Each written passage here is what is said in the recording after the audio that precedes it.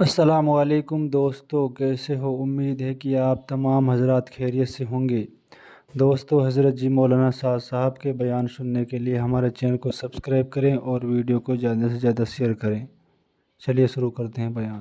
الحمد لله نحمده ونستعينه ونستغفره ونؤمن به ونتوكل عليه ونعوذ بالله من شرور أنفسنا ومن سيئات أعمالنا، من يهده الله فلا مضل له ومن يضلله فلا هادي له، ونشهد أن لا إله إلا الله وحده لا شريك له، ونشهد أن سيدنا ونبينا ومولانا محمدا عبده ورسوله، صلى الله تعالى عليه وعلى آله وصحبه وبارك وسلم تسليما كثيرا كثيرا.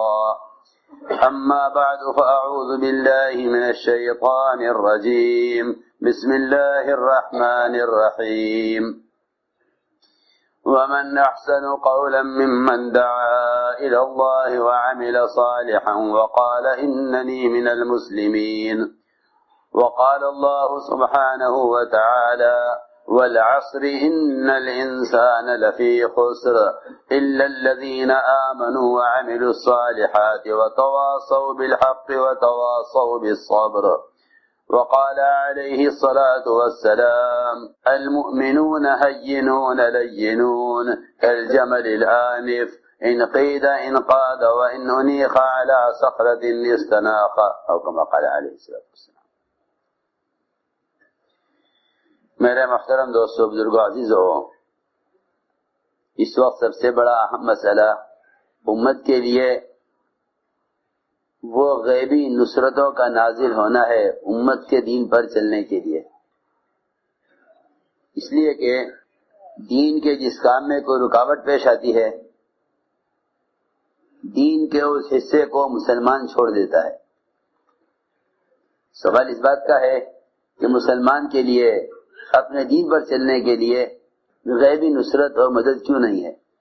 سوال اس بات کا ہے جب حضور اکرم صلی اللہ علیہ وسلم کے ایک خواہش اور چاہت کے عمل کے خلاف، آپ کی ایک خواہش ایک چاہت کے عمل کے خلاف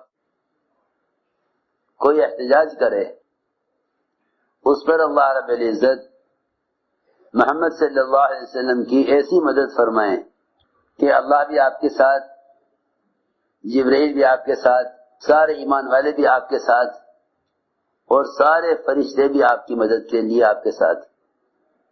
میری بات غور سے سننا، حضور اکرم صلی اللہ علیہ وسلم کے ایک خواہش کی لائن کے عمل کے خلاف اگر کوئی کوشش کرے تو اس کوشش کے خلاف اللہ بھی آپ کے ساتھ، جبرائیل بھی آپ کے ساتھ، سارے ایمان والے بھی آپ کے ساتھ، اور سارے ملائکہ بھی آپ کے مددگار۔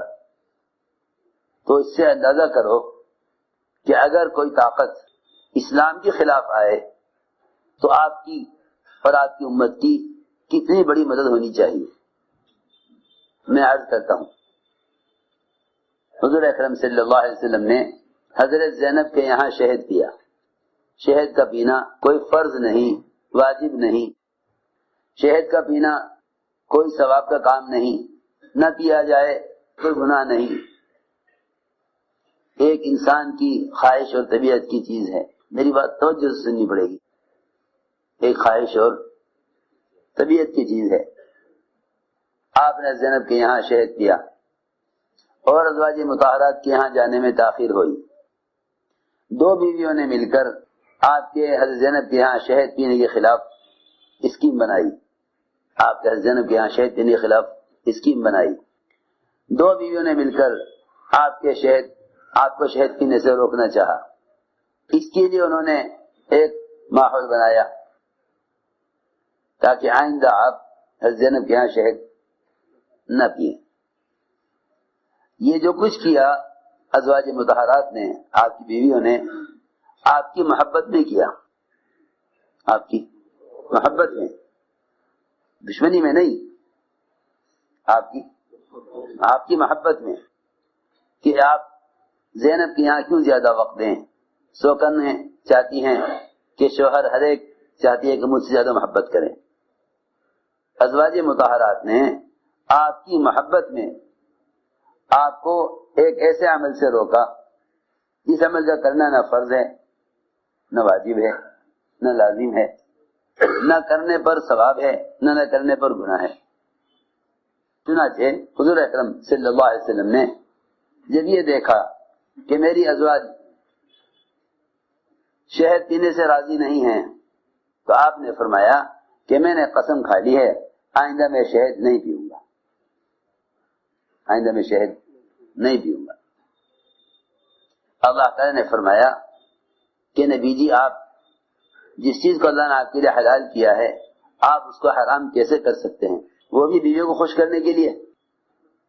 ادھر تو یہ فرمایا، ادھر اللہ تعالی نے یہ فرمایا کہ اگر یہ بیویاں آپ کے شہد پینے کے خلاف احتجاج کرتی ہیں اور آپ کے شہد پینے کے خلاف سازش کرتی ہیں تو اللہ آپ کے مددگار، جبرائیل آپ کے مددگار، تمام ایمان والے آپ کے مددگار، اللہ تعالیٰ کے تمام فرشتے، اللہ کے تمام فرشتے وہ آپ کی مدد کے لیے. اس سے اندازہ کرو جس کام کے لیے آپ کو بھیجا نہیں گیا، جب اس کام کے خلاف کوشش کرنے میں اللہ کی اتنی مدد آپ کے ساتھ ہے. جس کام کے لیے آپ کو بھیجا نہیں گیا، جب اس کام کے خلاف کوشش کرنے میں اللہ کی اتنی بڑی مدد آپ کے ساتھ ہے، تو جس دعوت اللہ کے لیے آپ کو بھیجا گیا ہے اس کام کے کرنے میں کتنی مدد ہوگی، اور اس میں رکاوٹ بننے والوں کے خلاف اللہ کی کتنی بڑی مدد ہونی چاہیے. یہ میں نے ایک مثال دی ہے اللہ تعالیٰ کی غیبی نصرت کے نازل ہونے کی، کہ جس کام کے لیے نبی کو بھیجا نہیں گیا، جب اس کام کے خلاف آپ کے ازواج مطہرات نے سازش کی، وہ بھی آپ کی محبت میں، تو جو لوگ اسلام کے اور آپ کے لائے ہوئے دین کے خلاف کوشش کریں ان کے خلاف اللہ تعالیٰ کی کتنی بڑی مدد آنی چاہیے. ازواج مطہرات نے تو آپ کی محبت میں آپ کو شہد سے روکا، آپ کی محبت میں آپ کو شہد پینے سے روکنا چاہا. اس پر اللہ نے یہ فرمایا ان اللہ هو مولاه وجبریل وصالح المؤمنین والملائکۃ بعد ذلک ظہیر. تو جس کام کے لیے آپ کو بھیجا نہیں گیا، جب اس کام کے خلاف کوشش کرنے والوں کے خلاف اللہ کی اتنی بڑی نصرت کہ اللہ بھی ساتھ، جبرائیل بھی ساتھ، امام والے بھی ساتھ، فرشتے بھی آپ کے ساتھ مدد کے لیے. تو جس کام کے لیے آپ کو بھیجا گیا ہے دعوت اللہ کے لیے، اگر اس کے خلاف کوئی کوشش کرے تو سوچو پھر اللہ تعالیٰ کی کتنی بڑی مدد اور اللہ تعالیٰ کی طرف سے کتنی بڑی نصرت آنی چاہیے. یہ میں نے ایک مثال عرض کی ہے. یہ فرمایا اللہ نے قرآن میں کہ جس شخص کے ذہن میں یہ خیال ہو کہ اللہ رب العزت اپنے نبی محمد صلی اللہ علیہ وسلم کی مدد نہیں کریں گے، اس کو چاہیے کہ وہ اپنے گھر کی چھت میں ایک رسی کا پھندا لٹکا کر اس میں گلا پھنسا کر خودکشی کر لے تاکہ اس کی الجھن جاتی رہے. یہ فرمایا من کان یظن ان لن ینصرہ اللہ فی الدنیا والآخرہ فلیمدد بسبب الى السماء ثم لیقطع فلینظر هل یجبن کیدہ ما یغیظ. میں عرض کر رہا کہ اللہ رب العزت کی بڑی بڑی نصرتیں وہ محمد صلی اللہ علیہ وسلم اور آپ کے صحابہ کے ساتھ تھی. وجہ کیا تھی؟ ان نصرتوں کے نازل ہونے کا بنیادی سبب وہ اللہ کے بندوں کو اللہ کی طرف بلانا تھا. اللہ کے بندوں کو اللہ کی طرف بلانا تھا.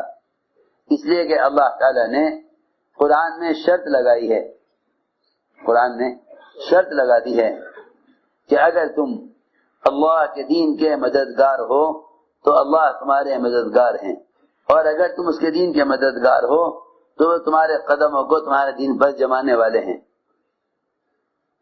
تمہارے قدموں کو تمہارے دین پر جمانے والے ہیں. ان تنصروا اللہ ینصرکم ویثبت اقدامکم، کہ اگر تم اللہ کے دین کی نصرت میں ہو تو اللہ تمہاری نصرت میں ہیں اور تمہارے قدموں کا دین پر جمانے والے ہیں. بہت غور سے بات سننا. اس زمانے میں مسلمان مختلف قسم کے اخراجات، مختلف قسم کی امداد، مختلف قسم کے فنڈ اور مال کی قسموں کو مسلمانوں پر خرچ کرنے کو دین کی نصرت سمجھ رہا ہے، اس کو دین کی نصرت سمجھ رہا ہے۔ وہ اپنی جان لگاتا ہے مال کمانے پر، اس مال کو کما کر اس مال کو دین کے کاموں پر خرچ کرنے کو دین کی نصرت سمجھ رہا ہے۔ یہ بہت بڑی غلط فہمی ہے کہ محنت سے مال کماؤ، اس مال کا کچھ حصہ دین کے نام پر خرچ کر دو۔ وہ کیا ہے دین کا نام؟ وہ یہ ہے کہ بیواؤں کو، یتیموں کو، مسکینوں کو، پریشان حال لوگوں کو مال پہنچاؤ تاکہ ان کی ضروریات پوری ہو جائیں۔ اس کو مسلمان دین کی نصرت سمجھ رہا ہے، اس کو مسلمان دین کی نصرت سمجھ رہا ہے۔ میرے دوستو عزیزوں، یہ بات تو دل میں اتارنی پڑے گی اور سمجھنی پڑے گی کہ دین کی نصرت مسلمان پر مال خرچ کرنا نہیں ہے، بلکہ دین کی نصرت مسلمان کو اللہ کے دین پر لانا ہے۔ مال کا خرچ کرنا ایک تالیف قلب کا ذریعہ ہے۔ حضور اکرم صلی اللہ علیہ وسلم نے مال جو خرچ کیا ہے وہ مشرکین پر، طلقاء پر، نئے اسلام میں داخل ہونے والوں پر مال خرچ کیا ہے، یہ بتانے کے لیے کہ مال کے ذریعے تو ان لوگوں کو جوڑا جاتا ہے جو اسلام سے دور ہیں، جو اسلام سے دور ہیں، جو اسلام سے دور ہیں، ان کو مال خرچ کر کے ان کے دل کو جوڑا جاتا ہے اسلام سے۔ ورنہ اصل دین کی نصرت یہ ہے کہ مسلمان اپنی جان براہ راست استعمال کرے، دعوت اللہ کے ذریعے ایک ایک مسلمان کو دین پر لانے کے لیے اور ایک ایک اللہ کے بندے کو ہدایت پر لانے کے لیے۔ اس زمانے میں دین کی نصرت مال خرچ کرنا رہ گیا ہے۔ اصل میں دین کی نصرت وہ دعوت اللہ کے ذریعے اللہ کے بندوں کو اللہ کے فرائض پر لانا ہے، اللہ کے بندوں کو اللہ کے فرائض پر لانا، یہ دین کی نصرت ہے۔ اس لیے کہ دعوت اور عمل ان دونوں کا جمع کرنا یہ دین میں پختگی پیدا کرتا ہے، اور اللہ تعالیٰ کی غیبی نصرتیں وہ انفرادی دعوت کے ساتھ ہیں۔ اللہ تعالیٰ کی غیبی نصرتیں انفرادی دعوت کے ساتھ ہیں۔ دیکھو، خروج اور نقل حرکت کے ذریعے ایک ایک مسلمان کو اللہ کے فرائض کی طرف لانا، خروج اور نقل حرکت کے ذریعے ایک ایک مسلمان کو اللہ کے فرائض کی طرف لانا، یہ ساری دنیا کے مال کو خیر کے کام میں خرچ کرنے سے بدرجہ افضل ہے۔ حضور اکرم صلی اللہ علیہ وسلم نے عبداللہ بن رواحہ سے یہ فرمایا کہ میں رواحہ، تم صبح اپنی جماعت کے ساتھ کیوں نہیں نکلے؟ عرض کیا کہ میں آپ کے ساتھ جمعہ کی نماز پڑھنے کے لیے ٹھہر گیا، حالانکہ اس جماعت کے ساتھ ان کے علاوہ 2 امیر اور بھی بنا دیے گئے تھے۔ اس جماعت کے 3 امیر تھے، اس جماعت کے 3 امیر تھے۔ آپ نے فرمایا کہ فلاں امیر شہید کر دیا جائے تو دوسرا امیر ہو، دوسرا بھی اگر شہید کر دیا جائے تو تیسرا امیر ہو۔ انہیں یہ خیال بھی ہوا کہ اس جماعت میں جب 2 امیر پہلے سے موجود ہیں تو ایسا تو ہے نہیں کہ آدھے دن میں دونوں امیر ختم ہو جائیں گے، ابھی وہ جماعت چلا لیں گے، میں جا کر جمعہ پڑھ کے جا کر جماعت کے ساتھ شریک ہو جاؤں گا۔ 2 امیر اس جماعت میں پہلے سے موجود ہیں، میں تیسرا امیر ہوں، میرے تاخیر کرنے میں کوئی حرج نہیں ہے۔ عبداللہ بن رواحہ رضی اللہ عنہ نے جمعہ کی نماز اور آپ کے خطبے کو بہتر سمجھا اللہ کے راستے کا خروج اور نکلنے کے مقابلے میں۔ آپ نے فرمایا تم گئے نہیں؟ عرض کیا کہ جمعہ پڑھ کر چلا جاؤں گا۔ آپ نے فرمایا اے ابن رواحہ، اگر تم ساری دنیا کا مال خیر کے راہ میں خرچ کر دو، اس لیے کہ انفاق خیر کی راہ میں خرچ کرنے کو ہی کہتے ہیں۔ اگر تم ساری دنیا کا مال خیر کی راہ میں خرچ کر دو تو صبح نکلنے والی جماعت کی فضیلت کو حاصل نہیں کر سکتے۔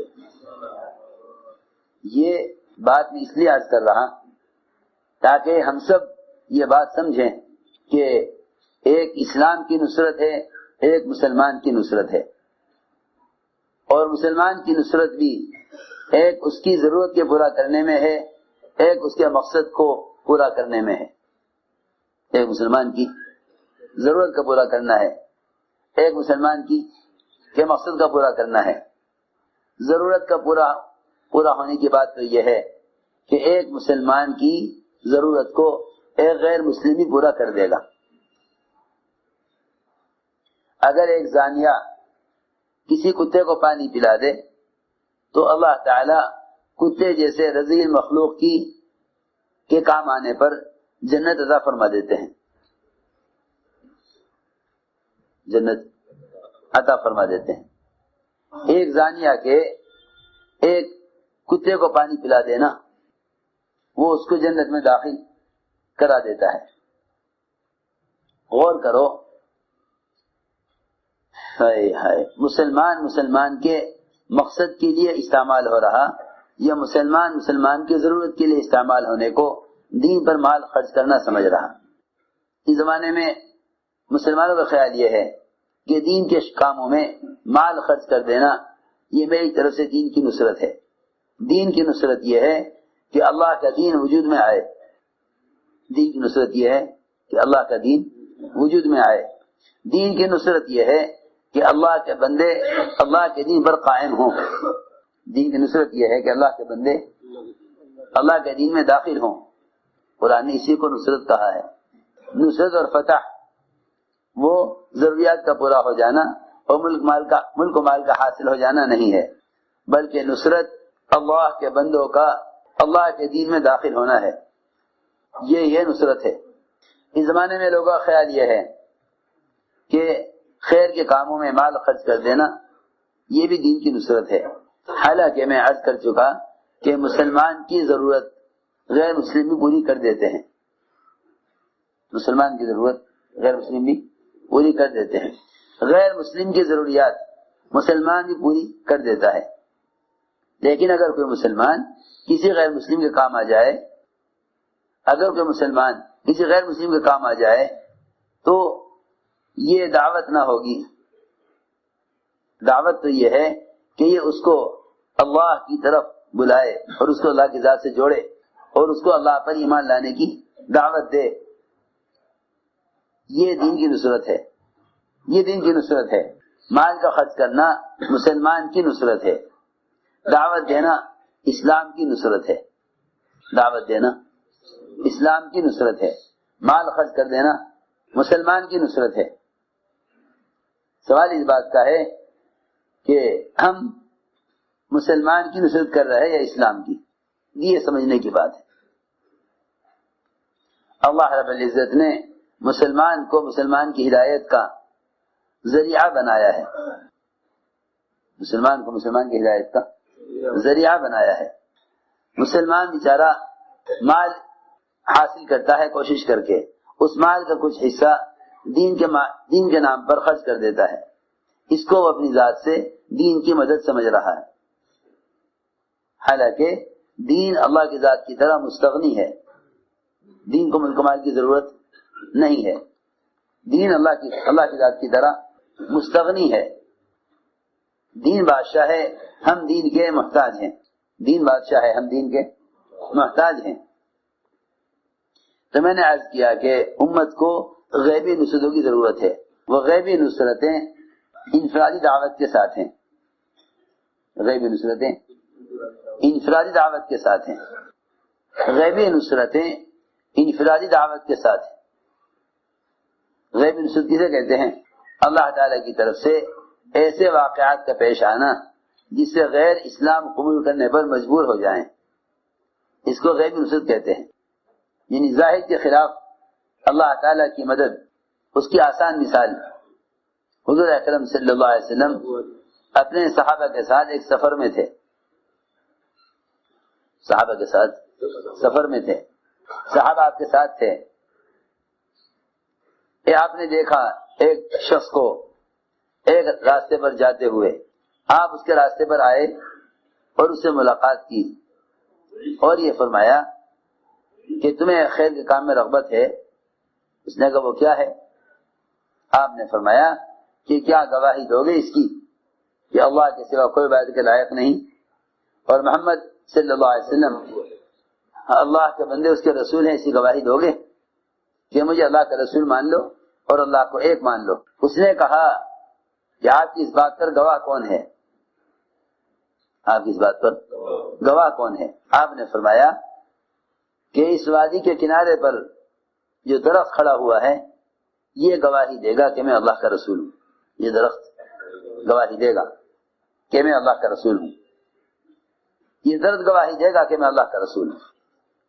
آپ نے درخت کو بلایا، وہ درخت زمین پھاڑتا ہوا آپ کے پاس آیا اور آپ نے 3 مرتبہ اس سے گواہی دی، اس نے 3 مرتبہ گواہی دی کہ بے شک آپ اللہ کے رسول ہیں، بے شک آپ اللہ کے رسول ہیں۔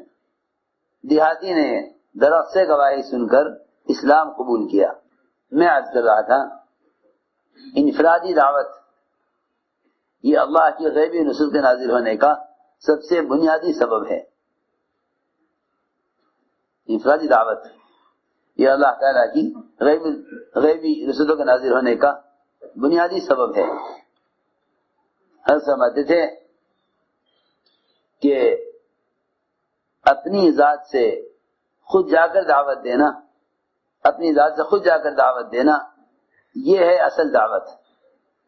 کسی ذریعے سے پیغام پہنچا دینا یہ دین کی نصرت نہیں ہے۔ میری بات بہت دھیان سے سننی پڑے گی۔ اس زمانے میں پیغام کے پہنچانے کے جتنے بھی روایتی طریقے ہیں یہ سارے طریقے خلاف سنت ہیں۔ اس زمانے میں جتنے بھی بات کے پہنچانے کے، پیغام پہنچانے کے، میسج پہنچانے کے جتنے بھی رواجی طریقے ہیں یہ خلاف سنت ہیں، اور خلاف سنت ہونے کی وجہ سے نصرت سے اور حقیقت سے بالکل خالی ہیں۔ میری بات بہت توجہ سننی پڑے گی۔ تبلیغ یہ نہیں کہ آپ کسی بھی ذریعے سے پیغام پہنچا دیں، تبلیغ یہ ہے کہ آپ خود جا کر دین کی دعوت دیں، خود جا کر دین کی دعوت دیں۔ پیغام پہنچانا تبلیغ نہیں ہے، پیغام لے کر جانا تبلیغ ہے، دین کا پیغام۔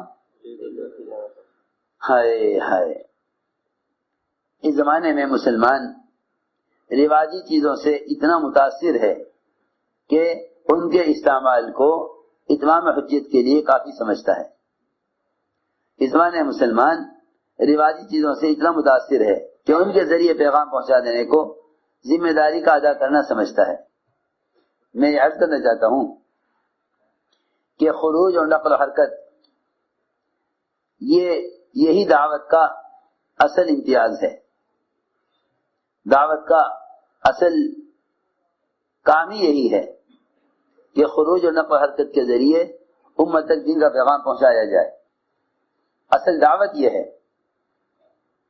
اس لیے کہ غور کرنا پڑے گا کہ حضور اکرم صلی اللہ علیہ وسلم کے زمانے میں دین کی دعوت کے پہنچانے کا کیا طریقہ تھا؟ آپ کے زمانے میں دین کی دعوت کے پہنچانے کا کیا طریقہ تھا؟ جس طرح حضور اکرم صلی اللہ علیہ وسلم کے استنجے کی لائن کی ایک سنت قیامت تک اس کا کوئی بدل نہیں ہے۔ آپ کی سنت مسواک، آپ کی سنت مسواک، یہ مسواک کا عمل ایسا عمل ہے جس کو آپ نے دنیا سے جاتے ہوئے آخری مرتبہ جو عمل کیا وہ یہ کیا۔ آپ کا آخری عمل دنیا سے جاتے ہوئے مسواک کا کرنا تھا۔ اقوال تو آپ کے مختلف ہیں کہ آپ نے آخری بات کیا فرمائی، جس میں 3 باتیں آپ نے فرمائی تھی: دعوت اور عبادت اور اللہ کے بندوں کے حقوق۔ یہ 3 چیزیں آپ نے فرمائی دنیا سے جاتے ہوئے، 3 باتیں آپ نے فرمائی: اللہ کے حقوق، اللہ کے بندوں کے حقوق، ان تمام حقوق کو ادا کرنے کے لیے محنت اور نقل و حرکت، یہ تین باتیں آپ نے دنیا سے تشریف لے جاتے ہوئے آخری فرمائی، نماز اور اپنے غلاموں کا حق اور اسامہ کے لشکر کی روانگی، ان تین باتوں میں حضور اکرم صلی اللہ علیہ وسلم نے دعوت، عبادت اور انسانی یعنی معاملات، یہ تینوں چیزیں آپ نے ان تین جملوں میں فرما دی،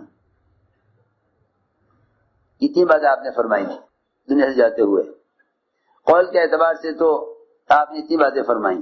آخری عمل جو آپ نے کیا، حضرت عائشہ فرماتی ہیں آپ کا ہاتھ ضعف کی وجہ سے اٹھ نہیں رہا تھا، لیکن آپ مسواک کی طرف دیکھ رہے تھے، آپ مسواک کی طرف دیکھ رہے تھے، اتنا غور سے دیکھ رہے تھے، آپ کو بولنے کی طاقت نہیں تھی کہ آپ مسواک مانگتے، اشارہ بھی نہیں کر سکتے تھے ہاتھ کے ضعف کی وجہ سے، آپ مسواک کی طرف دیکھ رہے تھے۔ حضرت عائشہ سمجھ گئی کہ آپ مسواک چاہتے ہیں۔ عبد الرحمن ابن حضرت عائشہ کے بھائی نے مسواک، حضرت الرحمن نے مسواک چبا کر دی۔ حضرت عائشہ فرماتی ہیں کہ آپ کے اندر طاقت بالکل نہیں تھی، آپ ہاتھ اٹھا نہیں سکے تھے، لیکن آپ نے مسواک اتنی طاقت سے کی، مسواک اتنی قوت سے آپ نے دانتوں پہ مسواک کی کہ جیسا ایک صحت مند آدمی قوت سے مسواک کرتا ہے، ایک صحت مند آدمی قوت سے مسواک کرتا ہے۔ میں عرض کر رہا تھا کہ آپ کے دنیا سے جانے میں آخری عمل آپ کا مسواک کرنا ہے۔ یاد رکھو کہ یہ مسواک کی سنت ایسی سنت ہے کہ قیامت تک اس کا کوئی متبادل نہیں ہے۔ میں مثال دے رہا تھا، مقصد یہ نہیں کہ دانت صاف ہو جائیں جیسا آج کل لوگ کہتے ہیں کہ بھئی مقصد تو یہ ہے کہ دین آ جائے، وہ کسی بھی راستے سے آ جائے گا، وہ کسی بھی راستے سے آ جائے گا۔ دین کے آنے کے لیے خروج، نقل و حرکت کیا ضروری ہے؟ میں کچھ کہنا چاہتا ہوں، دین کے آنے کے لیے خروج و نقل و حرکت کیا ضروری ہے؟ اصل تو دین آنا چاہیے وہ کسی بھی ذریعے سے آ جائے، اس بات کو سمجھنا چاہیے۔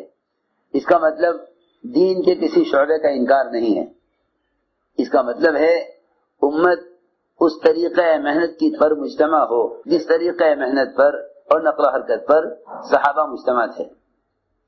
اس کا مطلب دین کے کسی شعبے کا انکار نہیں ہے، یہ بتانا ہے کہ حضور اکرم صلی اللہ علیہ وسلم اور آپ کے صحابہ نے دنیا میں دین کو پھیلانے کے لیے کون سا راستے اختیار کیا۔ اس لیے میں عرض کر رہا کہ رواجی طریقوں سے دین کا پیغام پہنچا دینا دعوت نہیں ہے، کیونکہ دعوت انبیاء علیہ السلام کا کام ہے۔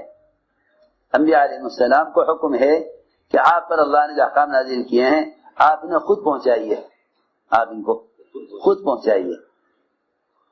تو میں عرض کر رہا تھا کہ کوئی اگر یہ سوچے کہ دانت صاف کرنا ہی تو اصل ہے، اس کے لیے مسواک کیا ضروری ہے؟ اگر برش کر لیا جائے تو اس سے بھی تو دانت صاف ہو جائیں گے، کیوں بھائی؟ دانت صاف کرنا مقصود ہے تو برش سے بھی دانت صاف ہو جائیں گے، دانت تو صاف ہو جائیں گے۔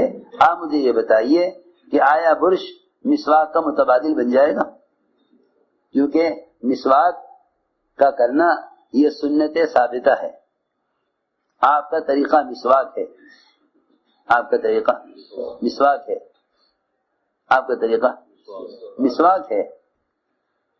جب وضو کا ایسا جز مسواک جو فرض بھی نہیں، واجب بھی نہیں، سنت ہے، فرض بھی نہیں، واجب بھی نہیں، سنت ہے، جب اس سنت کا کوئی متبادل نہیں، جب اس سنت کا کوئی اس کا متبادل نہیں، تو جس کام کے لیے آپ کو بھیجا گیا ہے اور دعوت دینے کا حکم اور امر اللہ کی طرف سے آپ کو کیا گیا ہے، اور آپ صلی اللہ علیہ وسلم نے خود نقل و حرکت کے ذریعے امت تک دین کو پہنچایا ہے، تو اس سے آپ فیصلہ کرو کہ پھر اس کا متبادل کیسے ہو سکتا ہے؟ اس کا کوئی متبادل کیسے ہو سکتا ہے؟ میں کوئی بات عرض کرنا چاہتا ہوں. اللہ کے راستے کا نفر و خروج یہ صرف دین سیکھنے کی تحریک نہیں ہے. دین سیکھنا مستقل امر ہے. اللہ کے راستے کی نقل و حرکت مستقل امر ہے. یہ ایک دوسرے کا متبادل نہیں ہے. یہ بات بھی نہیں کہ تبلیغ میں اتنا لگو کہ تمہاری زندگی دینی بن جائے. دین پر چلنا، دیندار بن کر رہنا مستقل فریضہ ہے. دعوت دینا مستقل فریضہ ہے. دعوت دینا مستقل فریضہ ہے. دیندار ہونا مستقل فریضہ ہے. مولانا الیاس صاحب رحمۃ اللہ علیہ کا ملفوظ ہے، حضرت فرماتے تھے ایک شخص اپنی ذات سے پورے دین پر چلتا ہے، وہ دیندار تو ہے مگر دین کا مددگار نہیں ہے. وہ دیندار ہے، دین کا مددگار نہیں ہے. حالانکہ وہ کوئی سنت نہیں چھوڑتا، اللہ کا کوئی حکم نہیں توڑتا، کوئی گناہ نہیں کرتا، سارے خیر کے کام کرتا ہے، لیکن دعوت نہیں دیتا. یہ شخص دیندار تو کہلائے گا مگر دین کا مددگار نہیں کہلائے گا. ہم کسی نتیجے پر پہنچنا چاہتے ہیں، وہ یہ ہے کہ آیا کسی بھی ذریعے سے دین کا پیغام پہنچا دینا اتمام حجت اور ذمہ داری کے ادا ہونے کے لیے کافی ہے یا نہیں؟ یہ سمجھنے کی بات ہے. دیکھو اللہ تعالیٰ کی مدد جب آئے گی جب ذمہ داری ادا ہو، اور ذمہ داری جب ادا ہوگی جب خود جا کر دعوت دے. خود جا کر دعوت دے. ذمہ داری ادا جب ہوگی جب خود جا کر دعوت دے. ایک جماعت چلی ایک قوم کو دعوت دینے کے لیے. وہ لوگ تھے جن کو دعوت دینے گئے تھے، وہ لوگ تھے جن کی ہلاکت کا اللہ نے عذاب دینے کا فیصلہ کر لیا تھا. تو قوم کے صلحاء نے کہا کہ اس کام کے کرنے سے کیا فائدہ، لوگ مانیں گے تو ہے نہیں، ہماری بات مانیں گے تو ہے نہیں. اور اب انہیں دعوت دینے کا وقت بھی ختم ہو گیا کہ اب تو اللہ نے ان کی ہلاکت کا فیصلہ کر لیا. یہ فرمایا، یہ کہا لِمَ تَعِظُونَ قَوْمًا اللَّهُ مُهْلِكُهُمْ، تم کیوں جا کر دعوت دیتے ہو ان لوگوں کو جن کو اللہ نے ہلاک کرنا، عذاب دینا طے کر لیا. سنو، بعض مرتبہ امت کی بے دینی اور ماحول کی خرابی کو دیکھ کر شیطان دعوت سے یوں روکے گا کہ اس ماحول کا درست کرنا یہ تمہارے بس کی بات نہیں ہے، لہذا تم یہ کام چھوڑ دو. سنو، یہ اللہ رب العزت کے امر کو چھوڑ دے گا ماحول کی خرابی کو دیکھ کر. منافقین نے کہا کہ یہ جس رخ پر آپ ہمیں بھیجنا چاہتے ہیں یہ رخ تو بڑے فتنوں کا ہے. وہاں روم کا حسن و جمال، وہاں روم کی لڑکیوں کو دیکھ کر ایسا نہ ہو ہم کسی فتنے میں پڑ جائیں، لہذا ہمیں آپ مدینے میں ہی رہنے دیجئے، ہمیں آپ فتنے میں مت ڈالیے باہر نکال کر. وَمِنْهُمْ مَن يَقُولُ ائْذَن لِّي وَلَا تَفْتِنِّي، ایسے بھی لوگ ہیں جو آپ سے مدینے میں رہنے کی اجازت چاہتے ہیں. کہیں کے لیے؟ فتنے سے بچنے کے لیے کہ باہر کا ماحول اچھا نہیں ہے، ہمیں آپ اس رخ پر نہ بھیجیے، ایسا نہ ہو ہم عوامی اختلاط سے کسی فتنے میں پڑ جائیں. ہائے ہائے، اس زمانے میں ایسے بھی لوگ ہیں جو یوں کہیں گے کہ بھائی نکلنے سے کیا فائدہ ہے، ایسا نہ ہو کہ تم غلط ماحول میں چلے جاؤ، اس سے تمہارا ایمان اور اعمال متاثر ہو جائیں، لہذا عوام کو چھوڑو، کونا سنبھالو، اللہ اللہ کرو، حلال کماؤ، بیوی بچوں کو پالو، زندگی گزارو دین کے مطابق، بس تمہارے لیے اتنا کافی ہے. ہائے، سوچو تو صحیح. اللہ نے قرآن میں یہ فرمایا کہ منافقین وہ مدینہ منورہ میں رہنے اور اللہ کے راستے میں نہ نکلنے کا بہانہ یہ کر رہے ہیں کہ جس رخ پر آپ ہمیں لے جا رہے ہیں یہ رخ تو بڑے فتنوں کا ہے، یہ رخ تو بڑے فتنوں کا ہے، ایسا نہ ہو ہم وہاں کے حسن و جمال کو دیکھ کر کسی فتنے میں کے شکار ہو جائیں. لا تفتنی، ہمیں فتنے میں مت ڈالیے، ہمیں مدینہ منورہ میں رہنے دیجیے. اللہ نے فرمایا الا فی الفتنۃ سقطوا، ان کا اللہ کے راستے میں نہ نکلنا یہ خود فتنہ میں پڑ جانا ہے، ان کا اللہ کے راستے میں نہ نکلنا بظاہر خود فتنہ میں پڑ جانا ہے۔ یہ تو فتنہ میں پڑ چکے ہیں، جو آپ سے کہہ رہے ہیں کہ ہمیں مت نکالیے باہر، ہم فتنے میں پڑ جائیں گے، ان کا نہ نکلنا ہی فتنے میں پڑ جانا ہے۔ میرے عزیز دوستو، اس زمانے میں رواج غالب آ رہا ہے، عبادات میں بھی رواج غالب ہے، عبادات میں بھی رواج غالب ہے۔ ہم ایک ملک میں گئے، اذان ہوئی، ہم نے اذان کے بعد کہا مسجد والوں سے کہ ذرا ہمیں مؤذن سے ملاقات کرنی ہے۔ انہوں نے کہا ہمارے پورے ملک کی مساجد میں کوئی مؤذن نہیں، یہاں نیٹ سے اذان ہوتی ہے، نیٹ سے اذان ہوتی ہے۔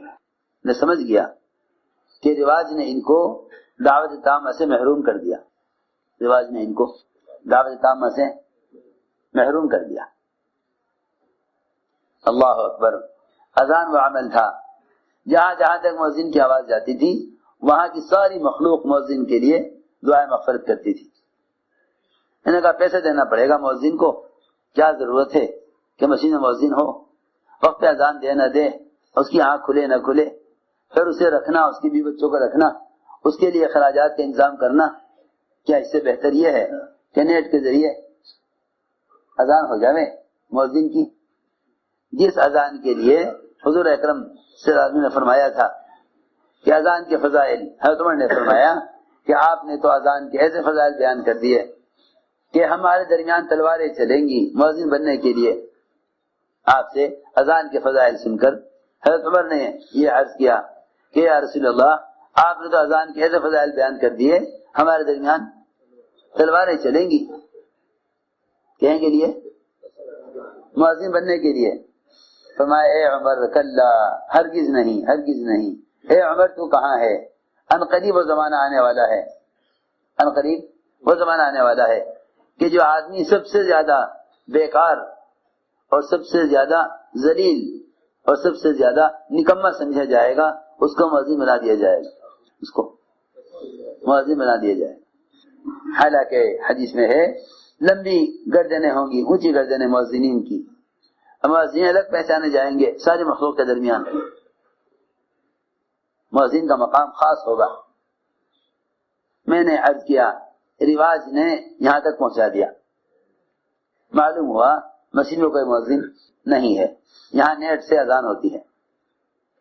اس لیے میں عرض کر رہا کہ جب اذان جیسی دعوت تامہ وہ رواجی چیزوں سے ختم ہو سکتی ہے تو جتنے بھی آلات اور ذرائع ہیں پیغامات پہنچانے کے، اگر مسلمان انہیں استعمال کرے گا دین کے لیے تو بتاؤ نبی اور صحابہ کے طریقہ دعوت سے کیوں نہ محروم ہوگا، نبی کے طریقہ دعوت سے کیوں نہ محروم ہوگا۔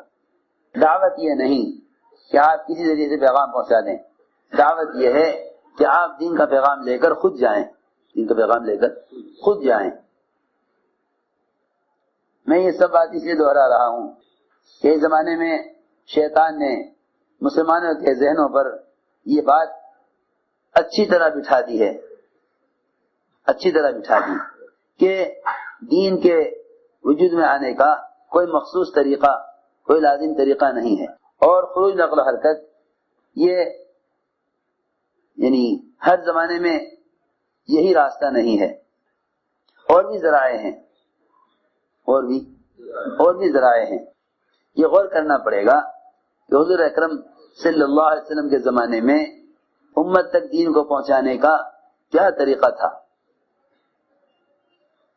جب تک وہ طریقہ بعینہ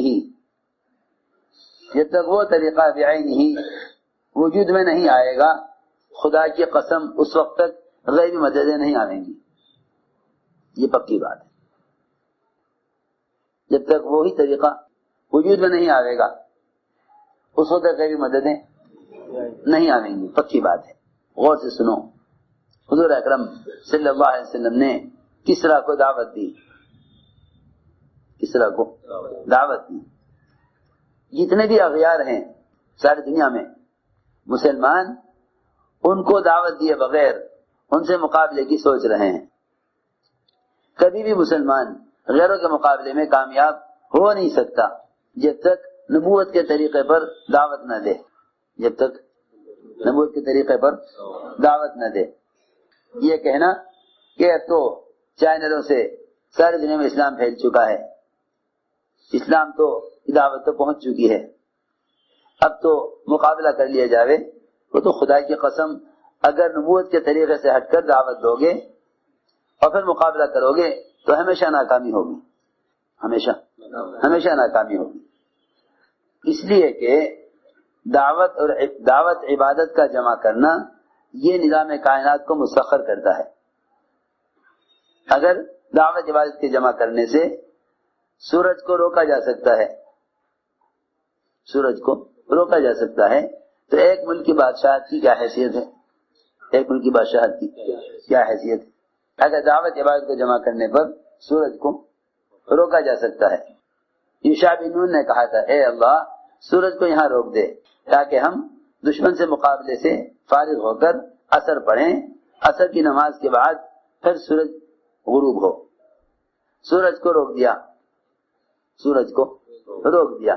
سورج نے انتظار کیا مجاہدین کے قتال سے فارغ ہونے کا، جب یہ دشمن پر فتح کر کے فارغ ہو گئے پھر عصر کی نماز پڑھ لی، اس کے بعد سورج حرکت میں آیا، اس کے بعد سورج حرکت میں آیا۔ یہ نہیں کہ سورج تو غروب ہو کر رہے گا، یعنی کیسے غروب ہو جائے گا؟ جب تک ہم دعوت کے تقاضے سے فارغ ہو کر عبادت کا عمل نہ کر لیں۔ اس زمانے میں جتنا بھی ساری دنیا کو دین کی دعوت پہنچائی جا رہی ہے وہ رواجی طریقوں سے پہنچائی جا رہی ہے۔ مسلمان کا مال خرچ ہو رہا ہے اس کی خواہشات پر، اور اس مال کا کچھ حصہ یا بغیر مال کے مفت میں ساری دنیا کو دین کا پیغام جا رہا ہے۔ لوگ کہتے ہیں کہ جب بات کے پہنچانے کے مفت ذرائع ہو گئے، بات پہنچانے کے مفت ذرائع ہو گئے تو پھر اپنی جان مال خروج پر خرچ کرنے کی کیا ضرورت ہے؟ اتنے بے عقل ہیں یوں کہتے ہیں کہ جب حضور اکرم صلی اللہ علیہ وسلم کو دو کام پیش کیے جاتے تو آپ آسان بھی اختیار کرتے، مشکل کو چھوڑ دیتے۔ سنتوں کو چھوڑتے ہیں رواج کے مقابلے میں، کہتے ہیں یہ آسان ہے یہ مشکل ہے۔ سنتوں کو چھوڑتے ہیں رواج کے مقابلے میں، کہتے ہیں رواج آسان ہے یہ سنت مشکل ہے۔ یہ کبھی نہ سوچنا کہ آپ کا طریقہ دعوت آپ کے زمانے کے لیے ہے، بلکہ جس طرح آپ کی بعثت قیامت تک کے لیے ہے، کوئی نبی نہیں آئے گا، اس طرح آپ کا طریقہ دعوت بھی قیامت تک کے لیے ہے، آپ کا طریقہ دعوت بھی قیامت تک کے لیے ہے۔ حضور اکرم صلی اللہ علیہ وسلم نے کسرا کو دعوت دی، کسرا کو دعوت دی، آپ نے کسرا کو دعوت دی، خط ڈاک سے نہ گیا، خط ڈاک سے نہیں گیا۔ اس زمانے میں ڈاک کا نظام تھا، اس زمانے میں ایک سیکنڈ میں میسج ساری دنیا کو پہنچ جاتا ہے۔ خدا کی قسم نہ اس کے ساتھ اللہ کی کوئی مدد ہے، نہ اللہ کے یہاں ذمہ داری کا ادا ہونا ہے، جسے لوگ یہ سمجھتے ہیں کہ ہم نے پیغام پہنچا دیا، اب ماننا نہ ماننا اس کا کام ہے۔ پیغام پہنچانا اس کو مولانا الیاس صاحب کا ملفوظ ہے کہ کان میں بات ڈالنا تبلیغ نہیں، دلوں میں اتارنا تبلیغ ہے۔ دلوں میں بات پہنچتی ہے جس بات کے پیچھے مجاہدہ ہوتا ہے۔ جو بات سہولت سے کہی جائے گی وہ مؤثر نہ ہوگی، وہ مؤثر نہیں ہوگی۔ حضرت فرماتے تھے جتنا مجاہدہ ہوگا اتنا ہی مکاشفہ ہوگا، اتنا مجاہدہ ہوگا اتنا مکاشفہ ہوگا، یعنی جتنا آدمی مجاہدہ کرے گا اللہ تعالی حقیقت کو اتنا کھولیں گے۔ جتنی مادی شکلیں ہیں زمین کے اندر کی ان پر لوگ ریسرچ کرتے ہیں، جس کی جتنی کوشش اس پر اتنا مکاشفہ ہوتا ہے۔ اسی طرح دعوت اللہ میں جتنا جان اور مال کو کھپایا جاوے گا اس کام کی حقیقت اتنی کھلے گی۔ تو میں نے عرض کیا اس زمانے میں بھی ڈاک کا نظام تھا، ایک منزل سے دوسری منزل گھوڑے دوڑتے تھے، خطوط کو لے کر پیغامات پہنچائے جاتے تھے، ڈاک کا نظام تھا۔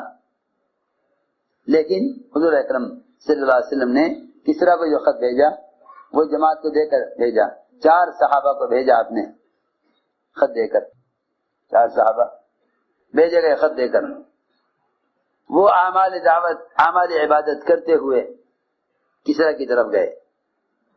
آپ نے جہاں بھی بھیجا صحابہ کو بھیجا، خط کا بھیجنا بطور ثبوت کے تھا، جماعت کا بھیجنا بطور دعوت کے تھا۔ میری بات کی طرف توجہ دینی پڑے گی، خط دعوت نہیں تھا، خط دعوت نہیں ہے، خط دعوت نہیں ہے، جماعت کا بھیجنا دعوت ہے، خط کا بھیجنا بطور ثبوت کے ہے، جماعت کا بھیجنا بطور دعوت کے ہے۔ سوچو تو صحیح، ایک خط آپ نے لکھا کسرا کو، کسرا نے خط پڑھ کر پھاڑ دیا، آپ نے فرمایا انہوں نے خط نہیں پھاڑا، اپنا ملک پھاڑ دیا۔ لو جی، ایک ملک کے فتح ہونے کے لیے 4 آدمی کی جماعت اور خط کے پھٹنے نے سارے ملک کو پھاڑ دیا۔ کسرا نے کہا کہ جس نے ہمیں خط لکھا ہے اسے گرفتار کر کے لایا جائے۔ یمن کے گورنر بازان کو حکم دیا کہ 2 آدمی کافی ہیں، نعوذ باللہ، محمد صلی اللہ علیہ وسلم کو گرفتار کر کے لانے کے لیے۔ بازان کو حکم دیا کہ فوراً 2 آدمی بھیجو، فوراً 2 آدمی بھیجو مدینہ منورہ، جو نعوذ باللہ آپ کو گرفتار کر کے لاویں۔ 2 آدمی وہاں پہنچے، 2 آدمی وہاں پہنچے، بازان کی طرف سے آپ کو دیکھتے ہی کانپنے لگے خوف سے۔ آپ میں نہیں گھبراؤ مت، تسلی دی، کیا بات ہے، کیسے آنا ہوا؟ کہ ہم تو آپ کو گرفتار کرنے کے لیے آئے ہیں۔ کہ کس نے تمہیں حکم دیا گرفتار کرنے کا؟ کہ ہمیں بازان کے گورنر نے حکم دیا ہے، اور بازان کے گورنر کو، اب جو ہے یمن کے گورنر بازان کو بڑے بادشاہ نے، کسرا نے حکم دیا ہے۔ آپ نے فرمایا کہ جاؤ، تم جس نے تمہیں مجھے گرفتار کرنے کے لیے بھیجا ہے اس کو جا کے یہ بتا دو کہ میرے آقا نے رات تمہارے آقا کو قتل کر دیا، میرے آقا نے رات تمہارے آقا کو قتل کر دیا۔ آپ نے فرمایا ان دونوں سے کہ جس نے تمہیں مجھے گرفتار کرنے کے لیے بھیجا ہے اس کے آقا کو میرے آقا نے رات قتل کر دیا۔ اچھی بات ہے کہ کسرا کو اللہ نے رات قتل کر دیا۔ آپ نے اطمینان سے جواب دیا گرفتار کرنے والوں کو کہ جاؤ کہہ دینا بازان سے کہ تیرے آقا کو میرے آقا نے رات قتل کر دیا۔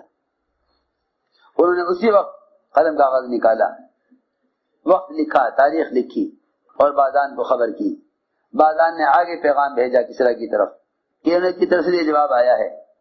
پتہ چلا اسی وقت، اسی تاریخ میں، اسی رات میں شیروے نے اپنے باپ کسرا کو، پرویز کو قتل کر دیا، پرویز کو قتل کر دیا۔ اللہ نے اس ملک کو ایسا بکھیرا کہ پورے خاندان میں کوئی مرد نہیں تھا جس کسرا کی جگہ جس کو بادشاہ بنایا جاتا، کیونکہ شیروے نے باپ کو قتل کیا۔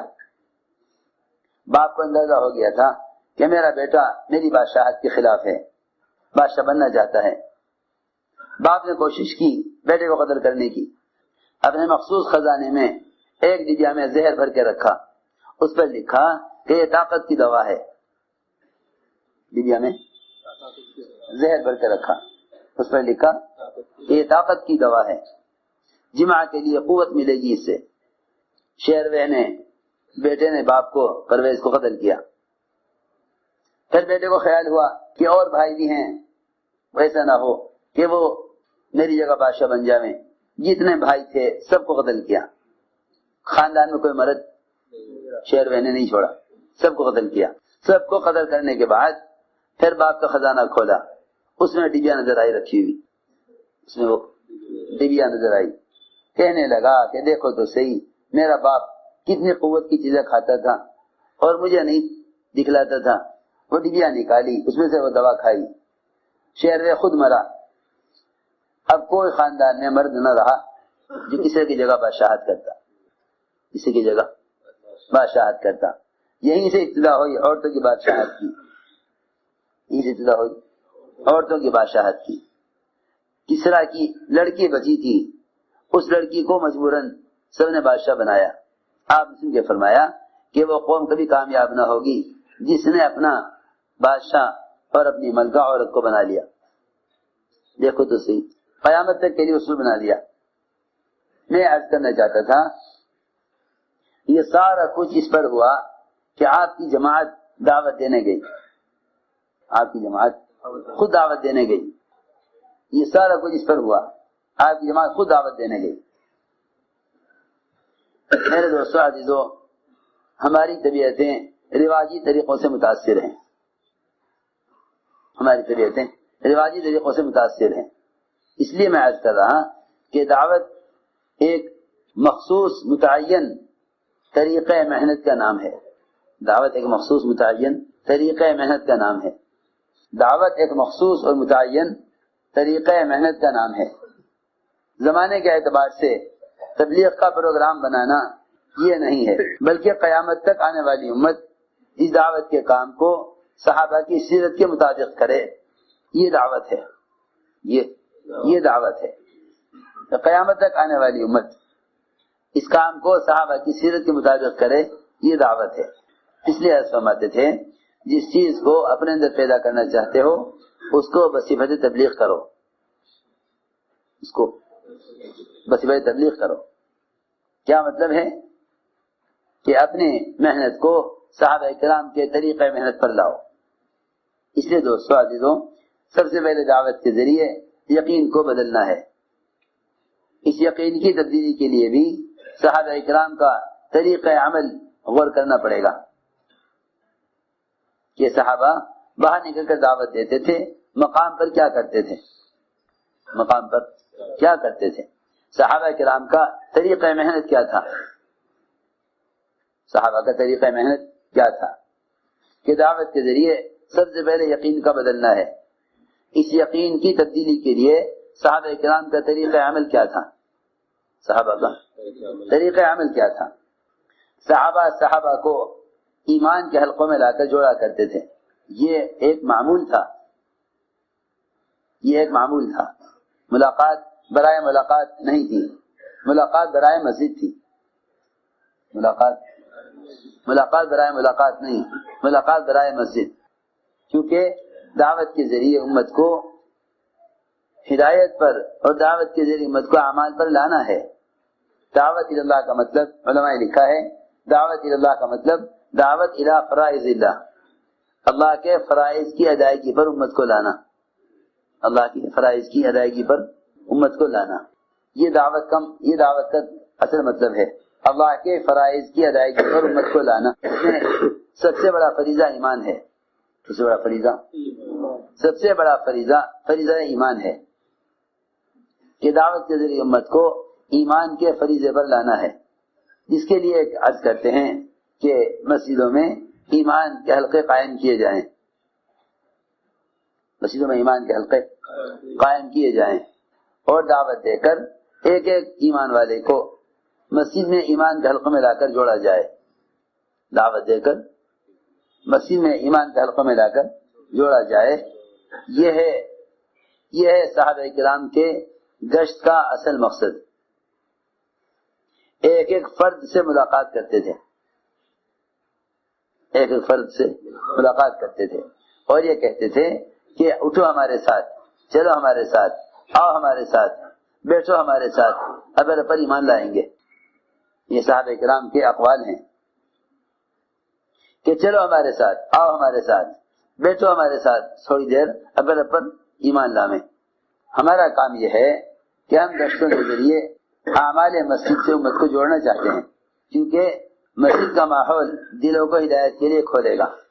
مسجد کا ماحول دلوں کو ہدایت کے لیے کھولے گا. حضور اکرم صلی اللہ علیہ وسلم نئے آنے والوں کو مسجد کے ماحول میں رکھتے تھے. مسجد کے ماحول میں، مسجد میں رہنا خود ہدایت کا حاصل کرنا ہے. مسجد میں رہنا بذات خود ہدایت کا حاصل کرنا ہے. ایک مسلمان کا مسجد کے ماحول میں رہنا یہ ہدایت کا حاصل کرنا ہے. میں عرض کر چکا کہ بات کا پہنچا دینا کافی نہیں ہے، دعوت دے کر اپنے ماحول میں لانا اصل ہے. دعوت دے کر اپنے ماحول میں لانا اصل ہے کہ صحابہ کو دعوت دے کر کہتے تھے کہ چلو ہمارے ساتھ، آؤ ہمارے ساتھ، اپنے پر ایمان لے آئیں۔ اس لیے اعمال مسجد اعمال ہدایت ہیں، اعمال مسجد اعمال ہدایت ہیں۔ وفد ثقیف کو آپ نے مسجد میں ٹھہرایا، ان کے دلوں میں اسلام کی رغبت پیدا کرنے اور ان کے دلوں کو اسلام کے لیے نرم کرنے کے واسطے، کہ دل سخت تھے، فرائض سے انکار کرتے تھے، اسلام قبول کر لیا تھا لیکن فرائض سے انکار کرتے تھے۔ آپ ان کو مسجد کے ماحول میں رکھا۔ تو میں نے عرض کیا کہ مسجد کے ماحول میں رہنا بذات خود ہدایت کا سامان ہے۔ اللہ نے قرآن میں فرمایا کہ مسجد کا آباد کرنے والے یہی ہیں ہدایت یافتہ، اور اللہ تعالیٰ ان کے دلوں سے اپنے غیر کا خوف نکال دیں گے۔ یہ ایک بنیادی چیز ہے کہ ہمارے گشتوں کا مقصد ہی یہی ہے کہ مسلمان کا وقت مسجد کے ماحول میں گزرے، مسلمان کا وقت مسجد کے ماحول میں گزرے۔ یہ بذات خود مقصود ہے کہ دعوت دے کر اعمال مسجد کی طرف لاؤ، کیونکہ حدیث میں آتا ہے کہ مسجد کی طرف قدم اٹھانا بھی جہاد میں سے ہے، مسجد کی طرف قدم اٹھانا بھی جہاد میں سے ہے۔ اللہ تعالی خود فرماتے ہیں کہ جو بندہ میری طرف چل کر آتا ہے میں اس کی طرف دوڑ کر آتا ہوں۔ ہمارا ملاقات کر کے مسجد کی طرف چلا لینا اللہ کی رحمت کو امت کی طرف متوجہ کرنا ہے، اللہ کی رحمت کو امت کی طرف متوجہ کرنا ہے۔ حدیث میں آتا ہے مسجد میں آنے والے سے اللہ تعالیٰ اس سے بھی زیادہ مل کر خوش ہوتے ہیں جتنا کہ اپنے دوست سے مدت کے بعد مل کر خوش ہوتا ہے۔ اس لیے یہ ایک بنیادی عمل ہے کہ اپنے اور ایک مسلمان کے یقین کو رواجی شکلوں سے اور مادی شکلوں سے ہٹا کر اللہ کی ذات پر لانے کے لیے سب سے بنیادی عمل یہ ہے کہ ان کو دعوت دے کر مسجد کے ماحول میں لے کر آؤ۔ یہاں لا کر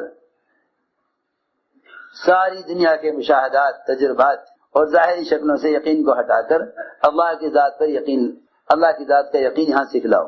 یہ اصل کام تھا کہ مسجدوں میں ایمان کے حلقے قائم کرو اور گشتوں کے ذریعے لوگوں کو ان حلقوں میں لا کر جوڑو اور یہاں لا کر ایمان بالغیب سکھلاؤ، یہاں لا کر ایمان بالغیب سکھلاؤ۔ یہ ہمارے گشت کا موضوع ہے، کیونکہ ہمیں روایتوں میں ملتا ہے کہ صحابہ پر گشت کرتے تھے انہیں ایمان کے حلقوں میں جوڑنے کے لیے۔ بھائی میں وہی بات عرض کر رہا، ہمارا گشت صرف ملاقات کا عنوان بن کر رہ گیا، ہمارا گشت صرف ملاقات کا عنوان بن کر رہ گیا۔ حالانکہ آپ اگر غور کریں گے صحابہ کرام کے معمول پر تو گشت ملے گا مسجد میں ایمان کے حلقوں میں جوڑنے کے لیے، گشت ملے گا مسجد میں ایمان کے حلقوں پر جوڑنے کے لیے، یہاں جمع کر کے اللہ کا تعارف کرایا جائے، یہاں جمع کر کے اللہ کا تعارف کرایا جائے اور ایمان بالغیب یہاں سکھلایا جائے۔ اللہ کی توحید کو خوب بیان کرو مسجدوں میں، تاکہ دلوں سے اللہ کے غیر کا تاثر نکلے۔ یہ مستقل صحابہ کرام کا معمول ہے۔ علماء نے لکھا ہے اللہ کی توحید کو بیان کرنا بذات خود مقصود ہے، علم عمل کے لیے مقصود ہے، اس لیے علم سے فراغت ہوگی، لیکن اللہ کی توحید کو بیان کرنے سے مومن کو فراغت نہ ہوگی۔ یہ ایک بنیادی کام ہے، اس لیے کہ جب ایمان کی صفاتیں بیان کیا جائے گا، اللہ کے غیر کا تاثر دل سے نکلے گا تو عمل کی رغبت پیدا ہوگی۔ ہمیں اعمال سے مادی اسباب نے روکا ہوا ہے، اعمال سے مادی اسباب نے روکا ہوا ہے۔ ہم عمل کی طرف بلائیں شکلوں کے مقابلے میں، ہمارے کام کا مقصد ہے یقین شکلوں سے ہٹ کر اعمال کی طرف آئے، یقین شکلوں سے ہٹ کر اعمال کی طرف آئے۔ اس لیے یہ کہتے ہیں کہ اللہ کے فرائض کی طرف دعوت دو تمام مادی نقشوں کے مقابلے میں، فرائض کی طرف بلاؤ تمام مادی شکلوں کے مقابلے میں۔ حضرت فرماتے تھے کہ اسباب اور اعمال دونوں یقین میں جمع نہیں ہو سکتے، دونوں یقین میں جمع نہیں ہو سکتے۔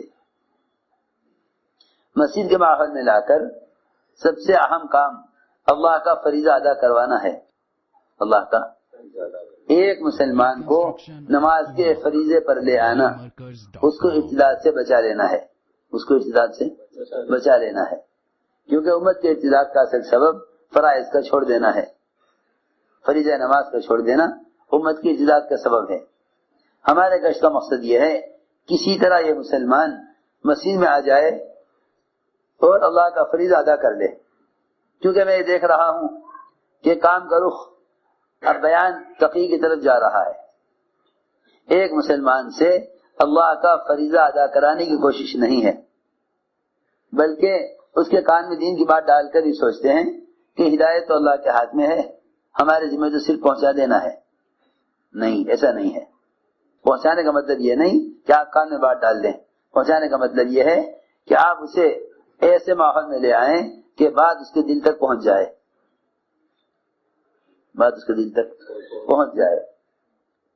اس لیے کہتے ہیں کہ امت کو اللہ کے فرائض کی طرف لاؤ، مسجد کے ماحول میں لا کر ان سے نماز ادا کرواؤ، ان سے نماز ادا کرواؤ. خود بھی میرے دوستو عزیزوں اپنی نمازوں میں کمال پیدا کرو. دیکھو، یاد رکھو، سارے فتنے اور اختلافات جب پیدا ہوتے ہیں جب کام کرنے والوں کا اپنا تعلق اللہ کی ذات سے کمزور ہو جاتا ہے. کام کرنے والوں کا اپنا تعلق اللہ کی ذات سے کمزور ہو جاتا ہے، نفس غالب آ جاتا ہے. میرے یہ بات نہیں ہے کہ اہل دنیا کا نفس غالب ہوتا ہے، بلکہ اہل دین کا نفس تو اہل دنیا کے نفس سے زیادہ خطرناک ہوتا ہے. کیونکہ ان کی بے دینی سے تو، سنو غور سے، بے دین لوگوں کی بے دینی سے تو دنیا کا نقصان ہوگا. بے دین لوگوں کی بے دینی سے تو، میری بات توجہ سننی پڑے گی، بے دین لوگوں کی بے دینی سے تو دنیا کا نقصان ہوگا، لیکن اہل دین کی بے دینی سے دین کا نقصان ہوگا. اہل دین کی بے دینی سے دین کا نقصان ہوگا. بے دین لوگوں کی بے دینی سے ان کی دنیا کا نقصان ہوگا، اہل دین کی بے دینی سے ان کے دین کا نقصان ہوگا. نفس غالب آ جائے گا، نفس غالب آ جائے گا. اس لیے کہتے ہیں اپنے نفس کو کچلو، نفس کو کچلو. نفس کے کچلنے کے لیے سب سے بہترین نسخہ اور نفس کو کچلنے کا سب سے آسان راستہ وہ رات کا قیام اور تہجد ہے. وہ رات کا قیام اور تہجد ہے. جتنا رات کے قیام کا اہتمام زیادہ کرو گے اسی قدر نفس کو قابو میں رکھو گے. جتنا رات کے قیام کا اہتمام زیادہ کرو گے اسی قدر اعضاء کا استعمال اللہ کی چاہت پر آئے گا. ابوبکر صدیق رضی اللہ تعالیٰ عنہ نکلنے والی جماعتوں کو دو باتیں فرماتے تھے کہ اگر دو کام زیادہ کرو گے تو اللہ کی مدد تمہارے ساتھ ہوگی. اگر دو کام زیادہ کرو گے تو اللہ کی مدد تمہارے ساتھ ہوگی. ایک رات کا قیام اور دوسرا قرآن کی تلاوت. یہ دو کام زیادہ کرو گے تو اللہ کی مدد تمہارے ساتھ ہوگی. ایک رات کا قیام، دوسرے قرآن کی تلاوت. اللہ مجھے معاف فرمائے، انہی دو کاموں کی ہمارے درمیان بہت کمی ہے، انہی دو کاموں کی بڑی کمی ہے. صحابہ کرام پر ایک سال تک تہجد فرض رہی، ایک سال کے بعد اللہ نے اس کو نفل کیا کہ رات کا قیام بطور فرض صحابہ پڑھا کرتے تھے. رات کا قیام صحابہ بطور فرض ادا کرتے تھے. ایک سال کے بعد اللہ نے اس کو نفل کیا. اس لیے میں نے عرض کیا کہ اللہ کی ذات کے ساتھ تعلق کی کمی یہ ان کے مخلوق کے درمیان کے تعلقات کو بگاڑے گی. کیونکہ من اصلح ما بینہ وبین اللہ اصلح اللہ ما بینہ وبین خلقہ. جو اللہ کے درمیان کے معاملے کو درست کر لے اللہ اس کے مخلوق کے درمیان کے معاملے کو درست فرما دیتے ہیں. اس لیے میں نے عرض کیا کہ رات کے قیام کا اہتمام کرو اور تہجد کو لازم پکڑو، تہجد کو لازم پکڑو. اس لیے کہ اگر جتنے بھی اعمال کے فضائل ہیں ان اعمال کو ان فضائل کے دھیان کے ساتھ نہ کیا تو اجر بھی نہ ملے گا، وعدے بھی پورے نہ ہوں گے. فضائل کی تعلیم کا مقصد وعدوں کا یقین بڑھانا ہے، وعدوں کا یقین بڑھانا. یہ فضائل کی تعلیم کا مقصد ہے، وعدوں کا یقین بڑھانا. تعلیم کا مقصد ہے اللہ کے وعدوں کے یقین کو دلوں میں تازہ کرنا. تعلیم کا مقصد ہے اللہ کے وعدوں کے یقین کو دلوں میں تازہ کرنا. دور صحابہ میں تعلیم کتاب پڑھ کر نہیں ہوتی تھی. حضور اکرم صلی اللہ علیہ وسلم سے اللہ جو وعدے فرماتے وہ وعدے آپ براہ راست صحابہ سے کرتے. دو قسمیں تھی تعلیم بیٹھنے والوں کی. دو قسمیں تھی تعلیم بیٹھنے والوں کی. ایک یقین کرنے والے، ایک شک کرنے والے. شک کرنے والے تو تعلیم میں سن کر حالات دیکھتے تھے کہ حالات ان وعدوں کے پرانے کے ہیں یا نہیں ہیں. اور ایمان والے تعلیم کے حلقوں میں بیٹھ کر وعدوں کو سنتے اور وہ ان وعدوں کا یقین کرتے اور حکم پورا کرتے. اللہ کی شان، اللہ تعالیٰ ایسے موقع پر وعدے فرماتے تھے جب مسلمانوں کے حالات انتہائی خراب ہوتے. آپ نے قیصر و کسریٰ کے محلات کے فتح ہونے کا وعدہ خندق کے موقع پر کیا. فاقہ، خوف، سردی، مسلمانوں کی قلت، ہر طرف سے مسلمان پریشان تھے. اس وقت آپ نے وعدہ کیا. صحابہ نے اللہ اکبر کہا. فرمایا قیصر کسریٰ کے محلات کا فتح ہونا مجھے دکھلا دیا گیا. منافقین نے کہا ما وعدنا اللہ ورسولہ الا غرورا، یہ سارے وعدے دھوکہ ہیں، کچھ بھی نہیں ہوگا. وعدے سب سنتے تھے، منافقین بھی اور مومنین بھی. ایمان والے کہتے تھے هذا ما وعدنا اللہ ورسولہ وصدق اللہ ورسولہ وما زادهم الا ایمانا وتسلیما. منافقین کہتے تھے ما وعدنا اللہ ورسولہ الا غرورا، سارے وعدے دھوکہ ہیں.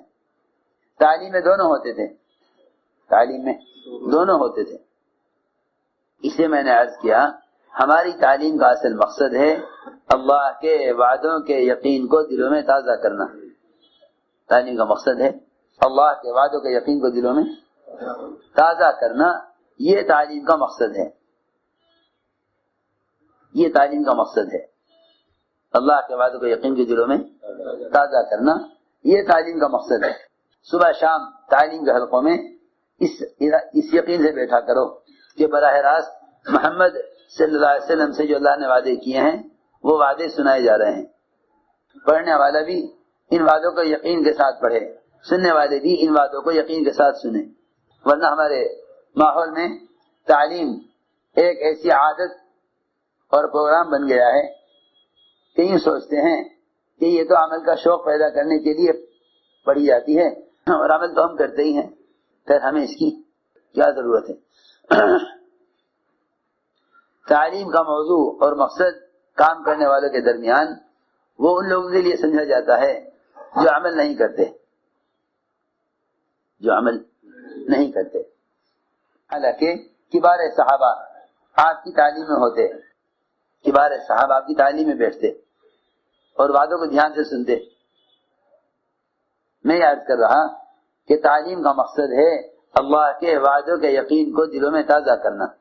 صبح گئے اسباب کے ماحول میں، پھر آ کر بیٹھو تعلیم میں کہ نہیں اسباب سے نہیں پلتے، اللہ پالتے ہیں، عمل پر پالتے ہیں. صبح شام اپنے یقین کو ساری دنیا کے مادی اسباب سے ہٹا کر اللہ کے وعدوں کے یقین پر لانا یہ تعلیم کا مقصد ہے. یہ تعلیم کا مقصد ہے. صبح دکان پر گئے، ظہر کی تعلیم میں آ کر بیٹھے، ان ساری شکلوں کی نفی کرنے کے لیے تعلیم میں بیٹھو جن شکلوں میں سے نکل کر آئے ہو. پھر تعلیم سے اٹھ کر شکلوں میں جاؤ تو وعدوں کو لے کر جاؤ، اسباب کے ماحول میں جا کر پھر نفی کرو کہ نہیں ہم اسباب سے نہیں پلتے، اللہ پالتے ہیں، عمل پر پالتے ہیں. اس یقین کی تجدید کے لیے تعلیم کے حلقے ہیں، اس یقین کی تجدید کے لیے تعلیم کے حلقے ہیں. یہ تھی اصل بات. اس لیے میرے دوستو عزیزو تعلیم کی کتابوں کا اہتمام کرو. منتخب احادیث کا اصل مقصد ان دعوت کی 6 صفات، دعوت کی 6 صفات، ان صفات کی حقیقت کو زندہ کرنا یہ منتخب کا مقصد ہے، تاکہ یہ 6 نمبر کوئی رسم بن کر نہ رہ جائیں. یہ 6 نمبر تو اگر تم غور کرو گے تو ہر نمبر ایک فریضہ ہے، ہر نمبر ایک فریضہ ہے. جی ہاں، ایمان فرض ہے، نماز فرض ہے، علم فرض ہے، علم فرض ہے، اللہ کو یاد رکھنا فرض ہے، اللہ کی مخلوق کے حقوق کا ادا کرنا فرض ہے، اخلاص فرض ہے، اخلاص فرض ہے، کیونکہ ریا شرک ہے۔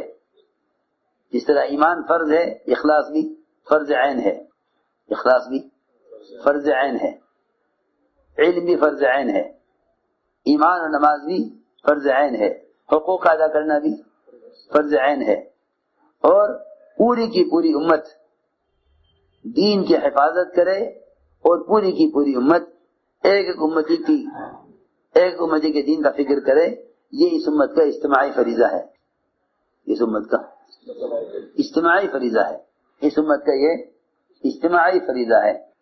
لوگ فرض کفایہ سمجھ کر چھوڑے ہوئے ہیں، حالانکہ فرض کفایہ اسے کہتے ہیں کہ اتنے لوگ اس کام کو کریں کہ جو ساری امت کے لیے کافی ہو جاوے، ساری امت کے لیے کافی ہو جاوے۔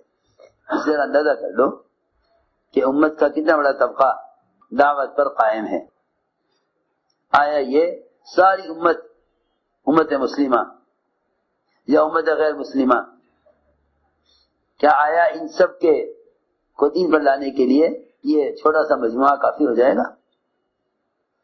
اگر ایک ایک کام کرنے والے کو ایک ایک فرد پر تقسیم کر دیا جاوے تو کیا یہ کافی ہو جائیں گے؟ کیا یہ کافی ہو جائیں گے؟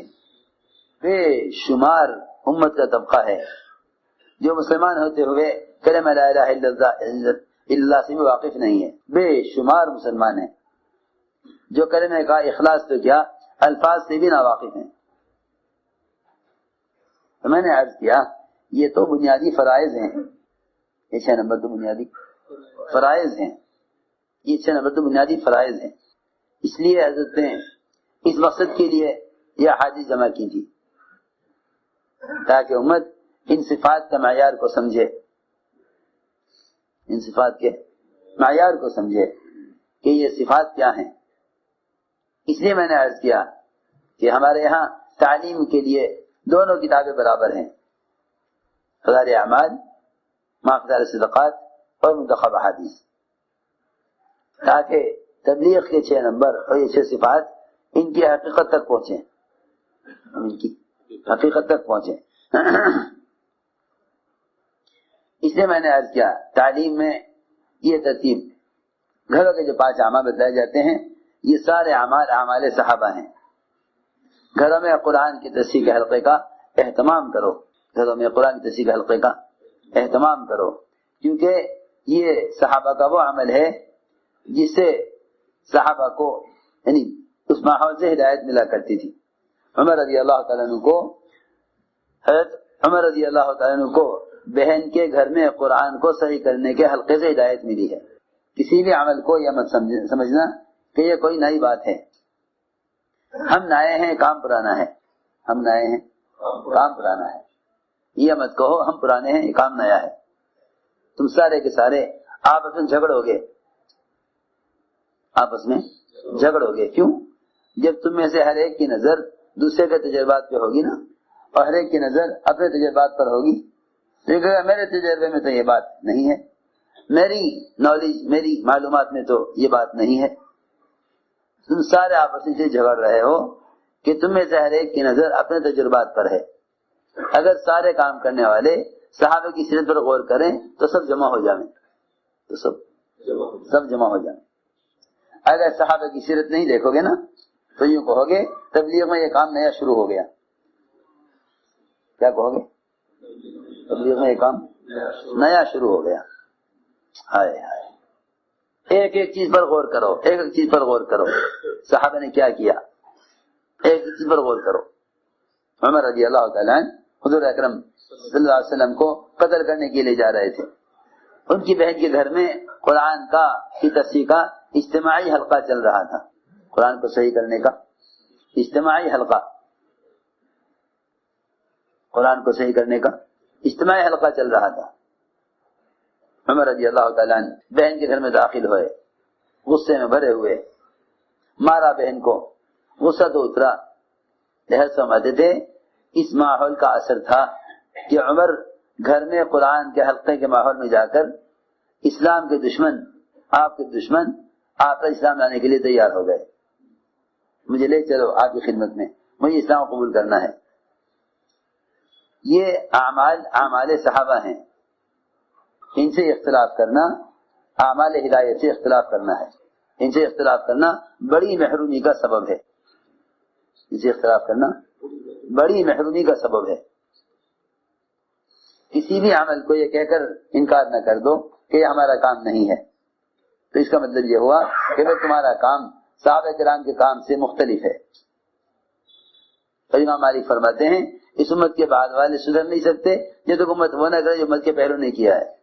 سیدھی بات ہے. تم ذہن سے سوچو گے یہ کام نیا ہے، کیوں کہ ہم نے نہیں سنا. امت کا ہماری سب کی ذمہ داری یہ ہے کہ اپنے کام کو سیرت سے پیش کرتے رہو کہ آیا ہمارا کام سیرت کے مطابق ہو رہا ہے یا نہیں. کام سیرت کے مطابق ہے یا نہیں. جو کام ہمارا سیرت کے خلاف ہے اسے چھوڑ دو، جو سیرت کے مطابق ہے اسے لے لو. کیونکہ حضرت بار بار فرماتے تھے کام وہی ہے جو صحابہ کا تھا، کام وہی ہے جو صحابہ کا تھا. یہ ہے فضائل کی تعلیم. رہے مسائل علماء کی صحبت، علماء کی مجالس سے حاصل کرو. علماء ٹوکنے والے علماء کو اپنا محسن سمجھا کرو، معترض نہیں. علماء کو معترض نہ سمجھو، علماء کو محسن سمجھو. ان کا اعتراض درست ہے تو اپنی اصلاح کر لو، ان کا اعتراض غلط ہے تو صبر کر لو. اعتراض غلط ہے تو صبر کر لو اور ان کو مطمئن کرو. اعتراض غلط کر رہے ہیں تو صبر کرو اور ان کو مطمئن کرو. اعتراض صحیح ہے تو اپنی اصلاح کرو اور ان کو اپنا محسن سمجھو. ان کو اپنا محسن سمجھو، علماء کو اپنا محسن سمجھو. ان کے اعتراض پر صحیح اعتراض ہے تو صبر کرو، جو اپنی اصلاح کر لو. اعتراض غلط ہے تو صبر کر لو، کیونکہ آدمی کو صبر سے بھی تربیت ملتی ہے. صبر تو تربیت کا بڑا ذریعہ ہے. صبر کرنا تربیت کا بڑا ذریعہ ہے. صبر کرنا تربیت کا بڑا ذریعہ ہے. اللہ تعالی انبیاء علیہ السلام اور صحابہ کرام کی جو تربیت فرماتے ہیں وہ سب سے زیادہ ان کے صبر کی وجہ سے فرماتے ہیں. یتیم کا کفیل اللہ ہوتا ہے. یتیم کا کفیل اللہ ہوتے ہیں. اللہ تعالی یتیم کی نصرت کی تربیت براہ راست فرماتے ہیں اس کے صبر کی وجہ سے، کیونکہ صبر وہ کرتا ہے اس کو کوئی سہارا نہیں ملتا. صبر کون کرتا ہے؟ جی ہاں، صابر کہتے ہی اس کا کوئی سہارا، جس کا کوئی سہارا نہ ہو اس کو صابر کہتے ہیں. یہ اصل بات ہے. صبر کی حقیقت ہی یہی ہے کہ آدمی بے سہارا ہو کر حکم پر چلے، وہ ہے صابر. اس کو صابر کہتے ہیں. جو بے سہارا ہو کر حکم پر چلے اس کو صابر کہتے ہیں. تو صبر سے بھی تربیت ہوتی ہے. اس لیے میں نے عرض کیا کہ علم علماء کی مجالس سے حاصل کرو اور علماء کی زیارت کو عبادت یقین کرو. علماء کی زیارت کو عبادت یقین کرو اور علم علماء کی صحبت سے لو. یہ بات یاد رکھو، دینی مدارس اسلام کے قلعے ہیں جہاں اسلام کی حفاظت ہے. اسلام کی حفاظت ہے اور ان سے فارغ ہونے والے متخرجین و فضلاء یہ بادلوں کی طرح ہیں. یہ بادلوں کی طرح ہیں. ان کی نقل و حرکت امت کے لیے بڑی رحمت کا، برکت کا اور طہارت کا سبب ہے. کیونکہ یہی تین نام ہیں بادلوں کے قرآن میں. کہیں اللہ نے بادل کو رحمت، کہیں بادل کو برکت اور کہیں بادل کو طہارت فرمایا ہے. ماء طہورا، ماء مبارکہ، اور رحمت بھی فرمایا بادلوں کو، بارش کو. امت کی علماء کی امت کی نقل و حرکت یہ امت کے لیے طہارت کا، تزکیے کا اور امت کو جہالت سے نکالنے کا ذریعہ ہے. اس لیے فرمایا کہ علماء انبیاء کے وارث ہیں اور ان کی نقل و حرکت بادلوں کی طرح ہے. کیونکہ آپ کی بعثت اور علم کی مثال، آپ کی بعثت اور علم کی مثال وہ آپ نے بادلوں سے دی ہے. یہ فرمایا روایت میں مثل ما بعثني الله به من الهدى والعلم كمثل غيث الكثير، کہ جو علم و ہدایت میں لے کر آیا ہوں اس کی مثال گھنے بادل کی طرح ہے. بڑا بادل، گھنا بادل، وہ گھنے بادل کی طرح ہے. یہ فرمایا کہ جو علم و ہدایت میں لے کر آیا ہوں گھنے بادل کی طرح ہے. حضور اکرم صلی اللہ علیہ وسلم نے علماء صحابہ کو متحرک بنایا تھا. نفر اصل میں امت تک علم کو پہنچانے کے لیے تھا. نفر امت تک علم کو پہنچانے کے لیے تھا. نفر کو محض قدار پر محمول کر دینا یہ امت کے بڑے نقصان کی سوچ ہے. بڑا نقصان امت کا اس میں کہ اگر نفر کے فضائل کو محض قتال پر محمول کر دیا گیا تو امت جہالت سے گڑھے میں گر جائے گی. نفر کا مقصد امت کو جہالت سے نکالنا تھا. قتال ایک عارض تھا. اس لیے نفر کے خروج ہے، نفر کے فضائل اور خروج کے فضائل کو محض قتال پر محمول کر دینا بڑی ناسمجھی کی بات ہے. میری بات بہت توجہ سننی پڑے گی. نفر اور خروج کے فضائل کو محض قتال پر محمول کر دینا بڑی ناسمجھی کی بات ہے، کیونکہ علماء کی نقل و حرکت امت کے لیے یوں سمجھی جائے جیسا ایک مالدار آدمی اگر فقراء میں جائے تو اس پر اپنے مال کے مصارف کھلیں گے. کہاں بیوہ ہیں، کہاں یتیم ہیں، کہاں مسکین ہیں، کہاں لوگ بیمار ہیں، کہاں لوگ مقروض ہیں، کہاں لوگ پریشان حال ہیں، کہاں لوگوں کے پاس کھانے کو نہیں ہے، کہاں لوگوں کے پاس پہننے کو، اوڑھنے کو، سر چھپانے کو مکان نہیں ہے. ان پر اپنے مال کے مصارف کھلیں گے. اسی طرح علماء اگر جاہل کے درمیان جائیں گے تو علماء پر علم کے مصارف کھلیں گے. کہاں مدرسہ قائم کرنا ہے، کہاں مکاتب قائم کرنے ہیں. نقل و حرکت کے ذریعے امت کو ساتھ رکھ کر علم کا پہنچانا یہ صحابہ کرام کا اصل طریقہ تھا. آپ نئے آنے والے مشرکین کو جو اسلام میں داخل ہوتے تھے انہیں پرانے صحابہ کے ساتھ نکالا کرتے تھے. خروج کے ضمن میں علماء کے ساتھ رہ کر سیکھنا سکھانا بھی ہوا کرتا تھا. اس لیے فرمایا کہ نفر کا اصل مقصد تفقہ فی الدین ہے. نفر کا اصل مقصد تفقہ فی الدین، یہ نفر کا اصل مقصد تھا. حضور اکرم صلی اللہ علیہ وسلم نے 70 صحابہ قراء علماء صحابہ چنے تھے اہل نجران تک علم کو پہنچانے کے لیے. سب کو قتل کیا گیا. سب سے بڑا اجتماعی قتل نہتے صحابہ کا وہ ہوا ہے صرف امت تک علم پہنچانے کے لیے.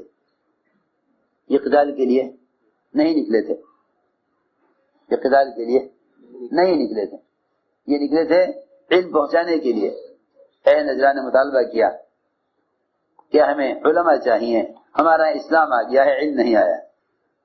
اسلام تو لے آئے لیکن علم نہیں ہے. آپ نے اپنے صحابہ میں سے 70 صحابہ چنے جو علماء، قراء، حفاظ، ان کو چن کر آپ نے بھیجا کہ جاؤ انہیں قرآن اور دین کی تعلیم دے کر آؤ. یہ تھا اصل نفر کا مقصد. اس لیے میں نے عرض کیا علماء طالب ہیں، امت مطلوب ہے. علماء طالب ہیں، امت مطلوب ہے. علماء طالب ہیں، امت مطلوب ہے. علماء کے پاس ساری امت کی وراثت ہے، ساری امت کی وراثت ہے. علم ساری امت کی وراثت ہے. اگر ایک باپ مر جائے، ایک بیٹا امریکہ میں ہے، ایک بہن یورپ میں ہے، ایک بہن افریقہ میں ہے، اس باپ کی وراثت میں سے سارے رشتہ داروں کا حصہ پہنچانا اس کے ذمہ ہے. سارے ورثہ کا حق پہنچانا، ان کا حصہ پہنچانا اس کے ذمہ ہے. بس علم ساری امت کی وراثت ہے. علم ساری امت کی وراثت ہے. دورہ خلافت تک یہی معمول تھا کہ علماء کی نقل و حرکت ملکوں میں علم کو پہنچانے کی غرض سے ہوتی تھی. اس لیے میں نے عرض کیا کہ 3 کام ہے دنیا میں کرنے کے اصل. اگر یہ 3 کام نہ ہو تو دنیا میں رہنا بیکار ہے. اگر 3 کام نہ ہو دنیا میں رہنا بیکار ہے، کیونکہ ان 3 کاموں کے علاوہ ہر دنیا میں رہنا غیروں کا طریقہ ہے. ہر دنیا میں غیروں کے لیے ہے. اگر 3 کام نہ ہو دنیا میں رہنا پھر دنیا میں رہنا پھر وہ غیروں کا غیر زیادہ حقدار ہیں اس کے. ورنہ مسلمان کے دنیا میں رہنے کے تو 3 مقصد ہیں: دعوت، عبادت اور تعلیم. دعوت، عبادت اور تعلیم، 3 کام ہیں دنیا میں رہنے کے لیے: دعوت، عبادت اور تعلیم. دعوت کیا؟ اللہ کے راستے کا خروج اور نقل و حرکت. دوسرا کام کثرت عبادت. تیسرا کام علماء کی مجالس اور ان کی صحبت سے علم کا حاصل کرنا. یہ 3 کام حضرت عمر فرماتے ہیں اگر یہ 3 کام نہ ہوتے تو میں دنیا میں رہنا پسند نہ کرتا. کون فرما رہے؟ عمر رضی اللہ عنہ. اگر یہ 3 کام نہ ہوتے میں دنیا میں رہنا پسند نہ کرتا. اگر یہ 3 کام نہ ہوتے، دعوت، عبادت اور تعلیم. حضرت خود فرماتے ہیں اگر اللہ کے راستے میں پھرنا نہ ہوتا، اور اگر زمین پر لمبے لمبے سجدے کرنا نہ ہوتا، اور اگر علماء کی مجالس سے علم کی باتوں کو چن چن کر اس طرح بندہ پیدا کرنا نہ ہوتا جس طرح عمدہ کھجوریں چن چن کر کھائی جاتی ہیں، تو میں دنیا میں رہنا پسند نہ کرتا. یہ 3 باتیں حضرت عمر فرماتے ہیں. اس لیے میں نے عرض کیا دعوت، تعلیم، عبادت، یہ 3 کام دنیا میں کرنے کے اصل ہیں. اس لیے میرے دوستو عزیزو، دل سے اس کا عزم کرو کہ انشاءاللہ ہمیں ان اعمال دعوت پر اس طرح جمنا ہے جس طرح صحابہ کرام نے اس کام کو کیا ہے. مسئلہ اپنی ذات کا نہیں ہے، ساری امت، ساری انسانیت کا ہے. ساری امت، ساری انسانیت کا ہے. اس امت کی ذمہ داری بے اعتبار امت کے ہے، بے اعتبار فرد کے نہیں ہے. امت کی ذمہ داری بے اعتبار امت کے ہے، بے اعتبار فرد کا ذات کے نہیں ہے. اس کے لیے عزم کرو، ارادے کرو. انشاءاللہ ہمیں اپنی ذات سے کرنا ہے اور ساری امت کو اس پر لانا ہے. جو علماء ماشاءاللہ سال پورا کر رہے ہیں وہ بھی بیرون کا ارادہ فرمائیں. جو علماء سال کے لیے آئے ہیں وہ سال پیش کریں. جو علماء 4 ماہ لگائے ہوئے ہیں وہ سال کی تکمیل کا ارادہ فرمائیں. جو جماعتیں بن کر آئی ہیں بیرون کی